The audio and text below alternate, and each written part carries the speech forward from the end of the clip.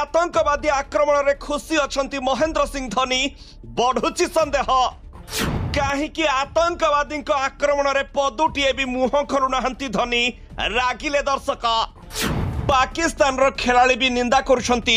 किंतु धोनी भारतीय होई भी नीरव अछंती इंडियन आर्मी रो लेफ्टिनेंट होई भी चुप अछ धोनी को जोरदार टार्गेट कले फैन भारत रे आतंकवादी आक्रमण रे खुशी अछंती महेंद्र सिंह धोनी बोली बढ़ुची संदेह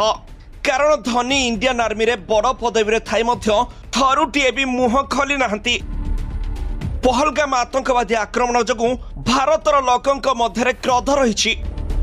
आउ एही दुखद खबर घटना रे क्रिकेट जगतर अनेक वर्तमान एवं पूर्वतन खेलाड़ी दुख प्रकाश करिसंती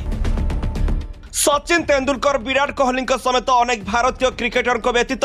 मोहम्मद हाफिज और दानिश कानेरिया भली पाकिस्तान किंबदंती आतंकवादी आक्रमण रे मृत्युवरण करथिबा लोकंक प्रति समवेदना जणाइछंती एही समय रे भारतीय क्रिकेट दलर पूर्वतन अधिनायक एमएस धोनी कौनसी प्रतिक्रिया रखि नाहंती जहा कारणरू तांको बहुत ट्रोल करा जाउछि जने देशभक्तर परिचय देवा बदल रे से चुप अछंती पहलगाम आक्रमण उपरे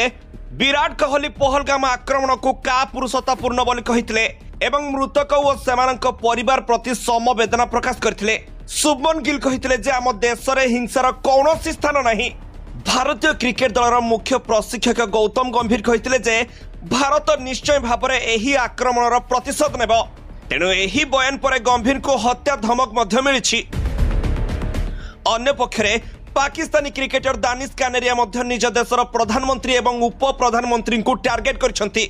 किंतु जेहेतु धोनी पहलगाम आक्रमण उपरे एपर्यंत कौनसी प्रतिक्रिया देई नाहंती तेणु तांको प्रबल ट्रोल करा जाउछि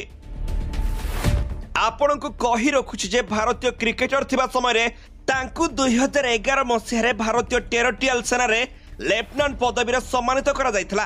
तेणु जणे दर्शक कहिसंती जे से पूर्वरु सीएसके रो प्रशंसक थिले किंतु धोनी मुर्शिदाबाद एवं बांग्लादेश रो घटना उपरे कौनसी प्रतिक्रिया देई नथिले एवं वर्तमान पहलगाम आक्रमण उपरे नीरव अछंती तेणु एही दर्शक जनक धोनी एवं सीएसके को टार्गेट करछंती आउ धोनी आगो को एही घटना रे मुह खोलिबे कि नहीं ताहा देखिबा को बाकी रहिछि